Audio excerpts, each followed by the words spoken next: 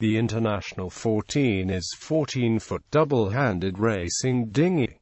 The class originated in England in the early part of the 20th century. It has sailed and raced in many countries around the world and was one of the very first true international racing dinghy classes recognized by International Sailing Federation. It is a development class being controlled by a set of rules that allow for innovation and changes in hull and rig design as long as they fall within a set of specific limitations such as length, weight, beam, and sail area. The class has permitted its rules to be revised at various times in its history in order to keep the class at the forefront of dinghy racing development, and can now best be described as an ultralight dual trapeze sailing dinghy with large sail area. It is often raced with boats of similar design in one design or non-handicap races. History. There are essentially four periods in the class's history. Displacement. The displacement style is also known as the before Uffa Fox era. Planing,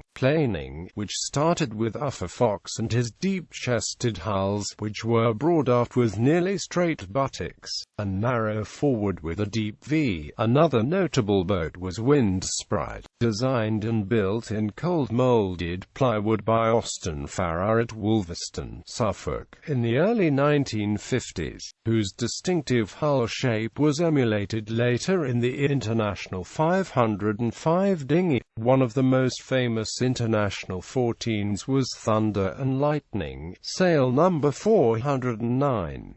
Built in 1938 by Uffa Fox, she was sailed to victory by John Winter and Peter Scott in the Prince of Wales Cup that year. Her crew was helped considerably by the revolutionary use of an early form of trapeze, which was considered unsporting by the racing authorities of the day and promptly banned. Thunder and Lightning is now based at the National Maritime Museum, Cornwall. Trapeze planing, which came about decades later, when the trapeze was finally legalized in the class. During this evolutionary period, larger ballast tanks were permitted by the class rules that greatly improved the ability of crews to recover from capsizes. The period also saw the introduction of multi-chined boats that were radically different in hull shape from the earlier carvel-built and molded plywood designs. Double trapeze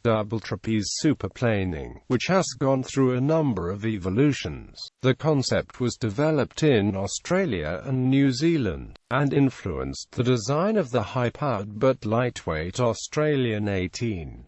This form of the boat really started to take form in the early 80s, as the minimum weight was lowered and upwind planing became possible. Contemporary boats weigh as little as 165 pounds, and have as typical equipment a retractable spinnaker pole, unlimited asymmetric spinnaker size, 200 square feet mainsail and jib area, a fully battened mainsail, an adjustable carbon rig, and a hydrofoil rudder that allows the boat to be trimmed fore and aft for different conditions, and as a drag reduction device. Since this is a development class, older boats have been obsoleted through rules changes. Many of the older boats still race in fleets of similar boats, penultimates, also known as pennies, of boats that feature much of the same technology as modern boats but are from prior to the 1996 merger between the International 14 and Aussie 14 classes. Classic boats are boats prior to 1984 and feature a symmetric spinnaker, single trapeze, and many feature cold-molded wooden hulls.